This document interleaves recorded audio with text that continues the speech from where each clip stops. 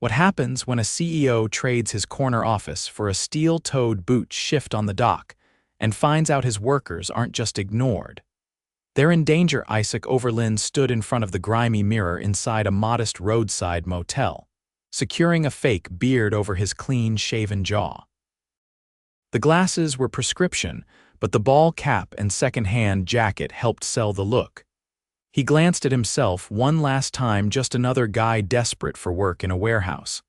It had been 8 years since he bought the logistics company 11 warehouses across the Midwest. Back then, it was a mess. He turned things around, upgraded systems, raised wages, and promised to treat workers better. Lately, though, he'd been getting conflicting reports. Upper managers said things were running smooth, but employee turnover had quietly shot up, and one anonymous letter from a dock worker had stuck with him. They smile when you visit, but when the door's close, it gets ugly. Isaac picked location number 6, the Fort Wayne warehouse. He'd never been there in person. None of the employees had ever met him. Corporate rarely interacted directly with warehouse staff, and that's how he wanted it for today. He walked in just before 6 in the morning. Cold air hung heavy over the concrete floor as trucks lined up outside the bay doors. A guy with a clipboard and a permanent scowl looked him up and down. "You the new temp?" the man asked. "Yeah, Ian Olson," Isaac said, using the alias he'd registered under. The man didn't offer his name. "Grab a vest, don't get in anyone's way." Isaac spotted a young woman at the gear rack. She had a warm face and short curls tucked under a knit cap. She handed him a safety vest and a pair of gloves. "You're the new guy. I'm Nia Grant. I'll show you around." "Don't worry, it's not rocket science." "Appreciate it," Isaac said, grateful for the kindness. They started loading pallets onto the conveyor. Nia moved fast but made sure he kept up. She explained the system, color-coded tags, time slots, lifting procedures. Isaac listened close. She was smart. "Efficient, patient. You always train the new folks?" he asked. "Only when I'm not stuck doing someone else's job," she said. "We've been short-staffed since December. Management cut hours after the holidays and a bunch of guys quit." "Why not hire more people?" She gave him a look. "Wish I knew. We've been asking." About an hour in, Isaac noticed something off. One of the newer guys, probably 19 or 20, kept adjusting his safety goggles. They were cracked and foggy. Another guy next to him had duct tape around one boot. Isaac looked down. His own gear was fine. The stuff Nia gave him was new. "Do you get new gear often?" he asked her quietly. "Depends. I've been here 4 years, so they give me decent stuff. But newer people? They gotta ask a manager and hope for the best." They were interrupted by a sharp voice. "Grant, why aren't you on Dock 4? "I told you an hour ago." It was the clipboard guy. Turns out his name was Mason, the dock manager. He stormed over, looking past Isaac like he didn't exist. "I'm training the new hire like you asked," Nia said, keeping her voice calm. "I didn't ask you to babysit," Mason snapped. "Get back to Dock 4, now." Nia's jaw tightened, but she nodded and walked off without a word. Mason turned to Isaac. "You, follow me." He led Isaac to Dock 2, where a few younger workers were huddled near a broken pallet jack. One of them, arms crossed, said, "We need new goggles. Half of these are busted or scratched up." "Then don't scratch 'em," Mason said. "You think this place is a charity?" One kid stepped forward. "I can't see through mine. I almost tripped over a crate yesterday." Mason rolled his eyes. "File a complaint if you're that soft." "We did." "Twice," the kid said. "You think I've got time to read every little whine?" Mason barked. "Put your head down and do your job, or find another one." Isaac felt his stomach twist. The kid looked stunned. No one said a word. That night, Isaac sat in his motel room, staring at the ceiling. He thought about that kid, barely an adult, being told to risk injury or leave. He thought about Nia being snapped at for helping someone. And he thought about Mason, throwing out safety complaints like they were trash. He'd built this company on the belief that people mattered. That safety wasn't optional, and now someone was making a liar out of him. Tomorrow he'd dig deeper. And if it was as bad as it seemed, Mason wasn't going to like what came next. Isaac arrived 15 minutes early the next morning, blending in with a group of temps gathered near the rust-colored loading entrance. The cold bit harder today, and most of the workers kept their hands buried deep in hoodie pockets. Inside, the warehouse buzzed with the low rumble of forklifts and the rhythmic thud of pallets hitting concrete. No greetings, no announcements, just motion. He was assigned to Dock 3 this time, different crew, same atmosphere. The lead there, a barrel-chested man named Darren, barely glanced up from his phone as he waved Isaac toward a stack of shrink-wrapped boxes. "You'll be pulling these into Bay C. Use that dolly, don't scratch anything." No one else on the team spoke. Most had earbuds in, heads down. One kid looked like he hadn't slept, eyes rimmed red, movements slow. Another limped slightly, favoring his right knee. Isaac didn't ask questions. He just started working. The dolly's wheels wobbled under the weight of the load, and while maneuvering around a tight corner, one box tipped slightly. It didn't fall, but the shift was enough to draw Darren's attention. "You trying to wreck inventory on your second day?" Isaac didn't respond. He adjusted the stack and kept rolling. By mid-morning, his shirt clung to his back with sweat. There were no fans running. The break room, if you could call it that, was a narrow space behind a vending machine wall with 2 folding tables and a fridge covered in duct tape. He saw Near again. She was seated alone, peeling the label off a water bottle. "You survived," she said, not looking up. "Barely," Isaac replied, sitting across from her. "Your friend Darren's got a motivational style." She gave a short laugh. "He's harmless, just checked out. Honestly, I wish we had more people like him. Keeps to himself, doesn't yell." That surprised Isaac. If Darren was the best of the bunch, he wondered what the worst looked like. "Did you ever apply for supervisor?" he asked. She paused, then shrugged. "Twice. Said they were looking for someone with more conflict resolution experience. Then they promoted a guy who used to call us box monkeys when he got stressed. So no, I stopped trying." He didn't respond. What could he say? After break, he was reassigned to inventory a cavernous section near the rear of the warehouse where barcodes were scanned and logged into handheld devices. An older man named Ray was in charge there. He had a chestnut-colored beard and spoke with deliberate care. "Keep the scanner level. If the code's damaged, skip it. You'll flag it later. Don't guess." Ray was the first person Isaac had met who seemed invested in doing the job right. He even corrected a younger worker gently when she miscounted a row of motor parts. She nodded and fixed it without complaint. "You've been here long?" Isaac asked once they both paused for water. "Since before the acquisition," Ray said. "Back when we still had radios instead of these things." He held up the scanner. "Place changed a lot, for better or worse." Ray looked around. "Mixed bag, pays better, benefits too. But now it's all metrics. We used to know the names of the guys driving the trucks. Now it's just badge numbers and case counts." Before Isaac could respond, Mason's voice echoed from the front. He was walking fast, barking into a walkie. "Who authorized that reroute?" "Dock 2's 3 hours behind, and now Dock 5's short-staffed. I want names." Ray lowered his voice. "That man's been on edge since January. Used to be just rude, now he's reckless." He motioned with his chin. "Watch yourself around him. He'll throw you under a forklift to cover a mistake." Isaac nodded, then turned his attention to a nearby shelf. One of the support beams had a clean diagonal crack running halfway through the wood. He tapped it with his knuckle. It shifted slightly. "Ray. This shouldn't be holding weight." Ray followed his gaze. "Damn, that's new. You need to flag that, log it in the hazard binder." "Where is it?" Ray frowned. "That's the problem. Mason's been locking it in his office. Says too many people were abusing the complaint process." Isaac's jaw tightened. "So what do you do when you spot something serious?" "We take pictures, email the regional safety line, but we never get a reply." Isaac stared at the cracked beam a moment longer. He took out his phone and snapped a photo of it, careful not to be seen. By the end of the shift, he'd gathered more than just pictures. One of the truck drivers admitted to skipping his 15-minute break, because it's not worth the hassle.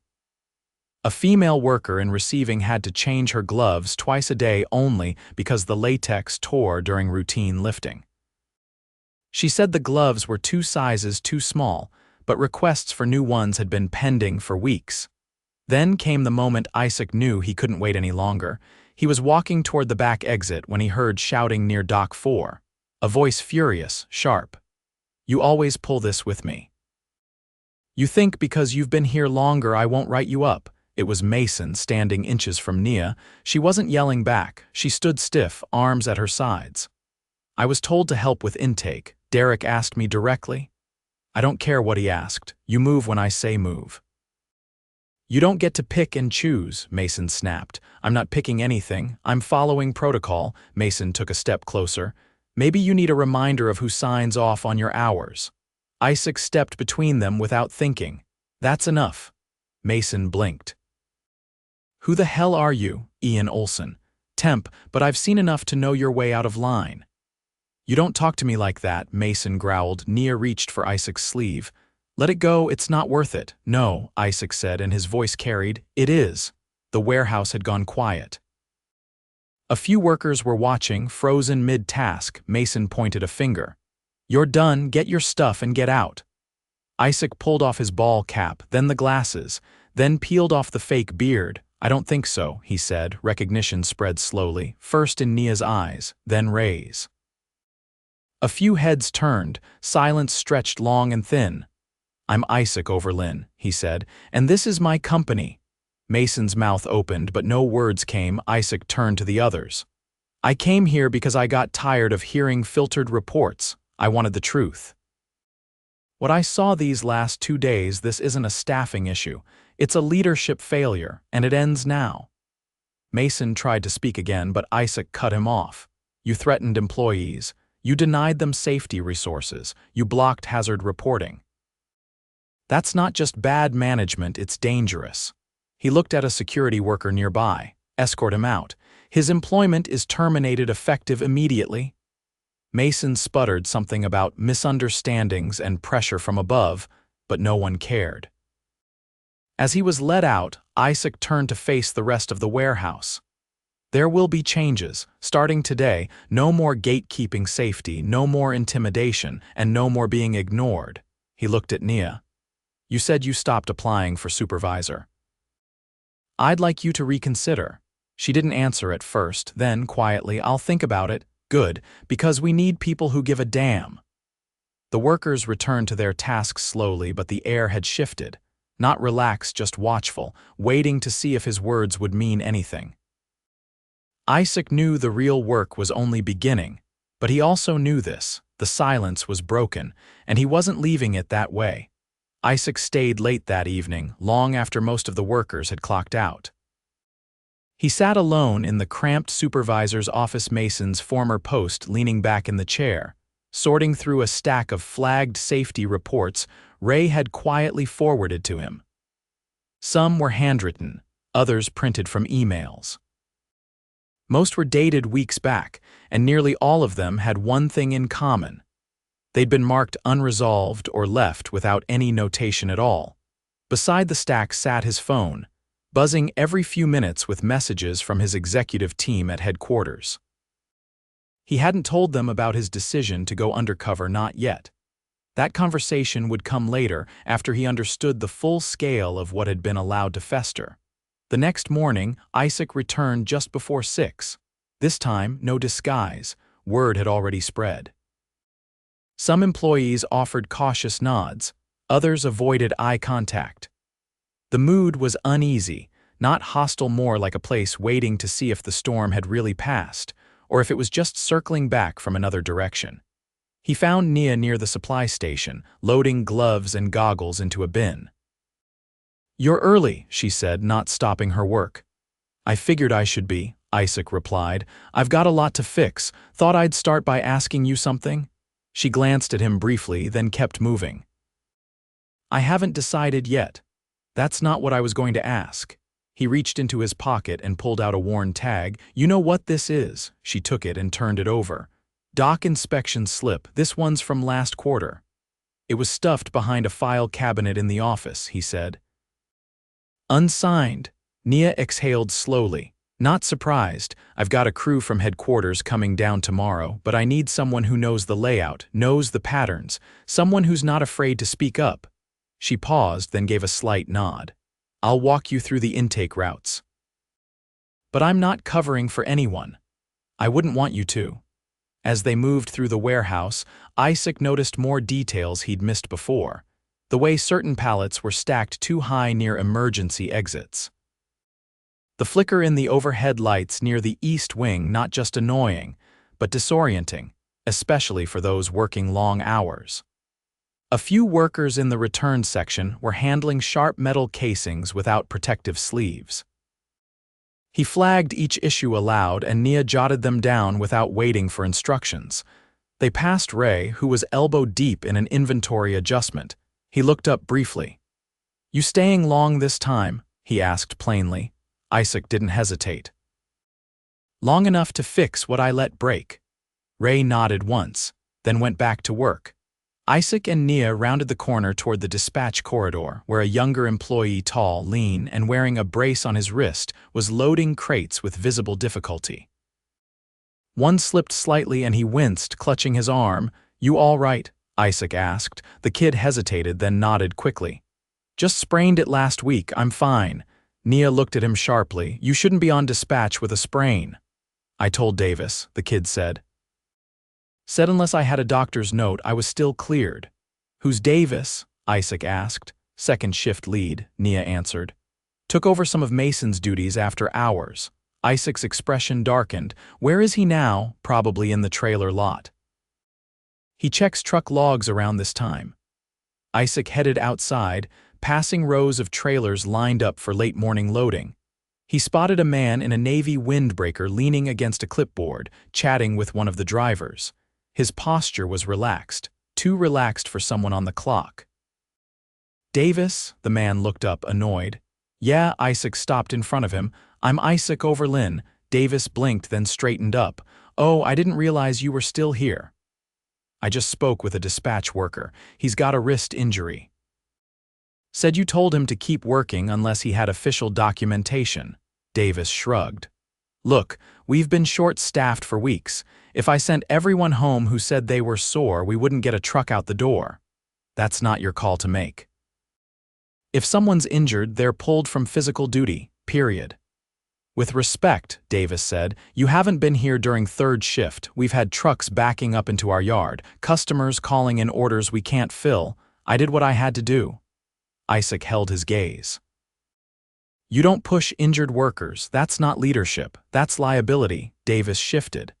"So what happens now? You're suspended pending investigation.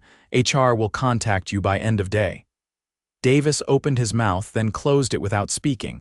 He turned and walked off without protest. Isaac watched him go, then turned and re-entered the warehouse. The air inside was still too dry, the lighting uneven, but the energy had shifted. A few employees made eye contact now. One even gave a quick wave. He rejoined Nia in the intake corridor. She was speaking with a group of workers, pointing out areas that needed rerouting. They were listening, not just standing there, but really listening. "I just suspended Davis," Isaac said once they were alone again. "Good. He's been coasting since Mason left. You ever think about why people like that end up in charge?" She didn't answer right away. Then, "Because they don't ask questions, just say yes." Isaac nodded. "That ends here." That afternoon, he held a meeting in the break room, no formalities. No schedules, just a handwritten sign taped near the clock in station. Team meeting at 4, attendance encouraged. About 30 workers showed up, some seated, others leaning against walls. Ray stood near the back. Nia remained by the door. "I know this isn't how meetings usually go," Isaac began, "but this isn't a usual week." He waited. No one interrupted. "I came here thinking I'd find inefficiencies. Instead, I found broken processes, ignored hazards, and people doing 3 jobs under one title." A few heads nodded. One person quietly crossed their arms but didn't speak. "I've already made changes. There will be more, but I need to hear from you, directly, not filtered. What's missing? What's broken?" At first, nothing. Then a woman near the front, early 50s, faded name tag, raised her hand. They stopped replacing the back pads for the loaders, said we had to share them, now half of us work without.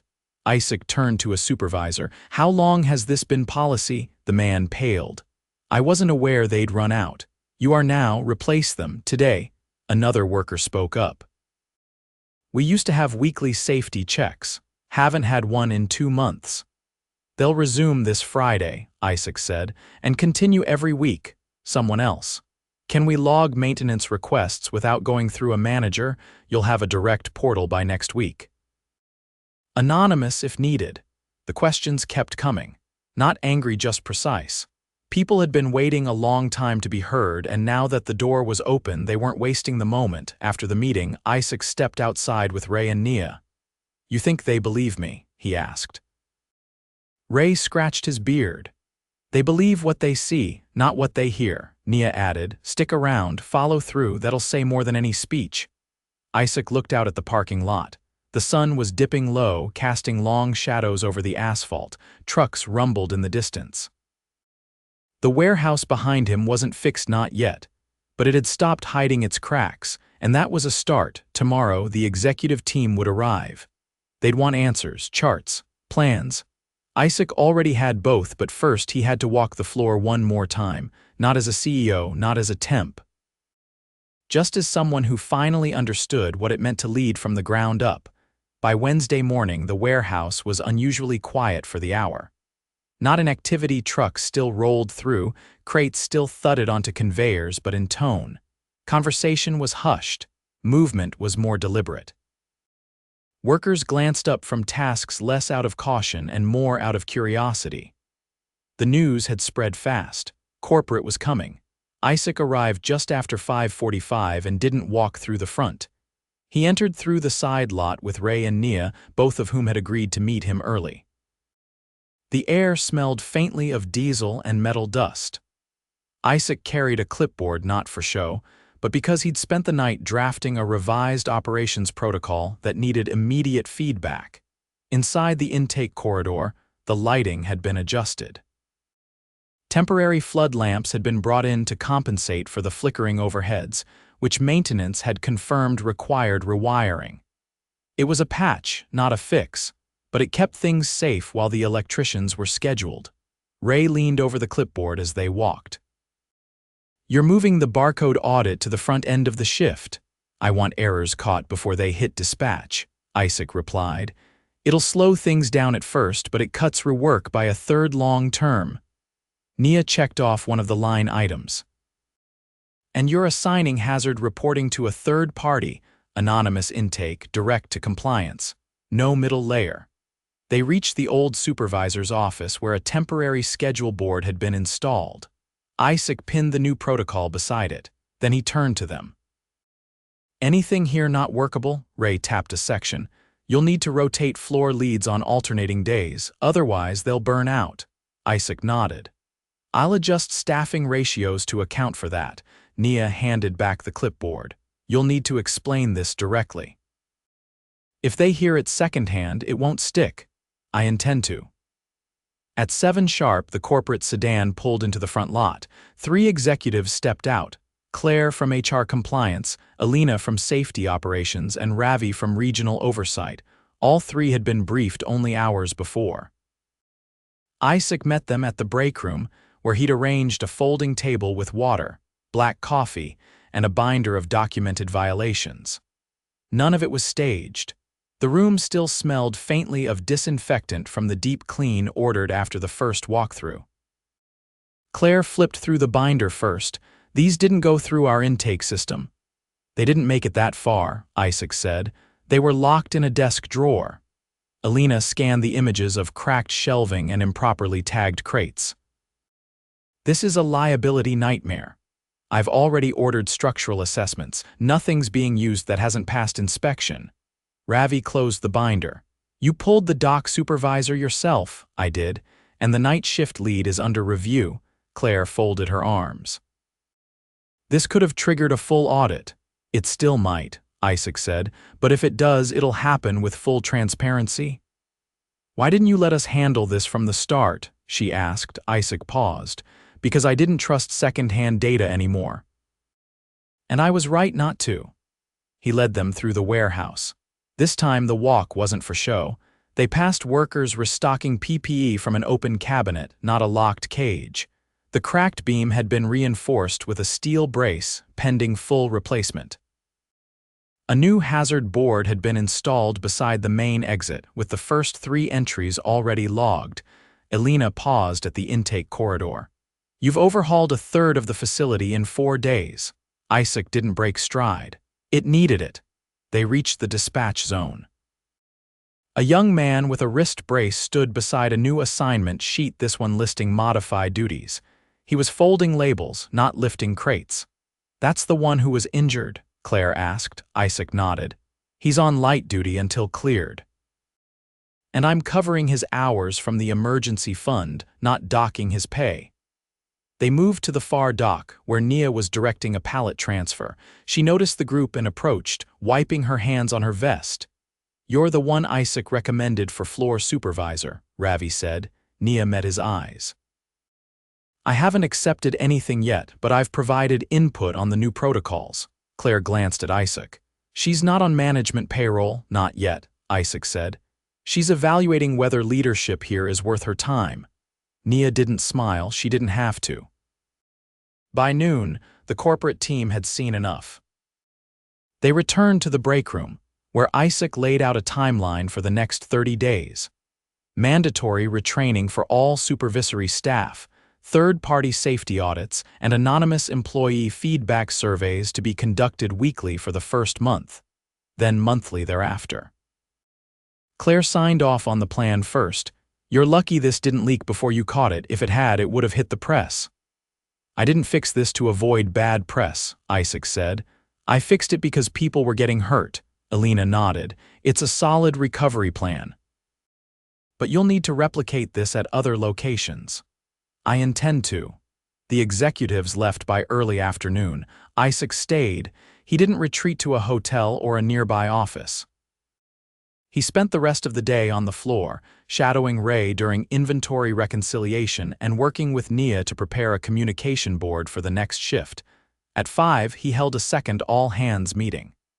This time, more than 50 workers came. Many stood. Some sat on crates. The room was full. I've made promises this week, Isaac said. You've heard them. Now you'll see them. And if I fail to follow through, you don't go to your supervisor, you come to me. A worker near the back raised his hand. How long are you staying? Isaac looked around the room. Long enough to build a system that doesn't fall apart when I leave.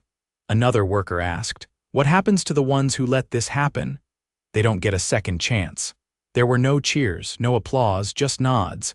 That was enough. He turned to Nia as the group dispersed. You ready to talk title yet? She didn't answer immediately. Then, I'll take it, but I want hiring authority. You'll have it, and your own budget line. She held his gaze. Then I'm in.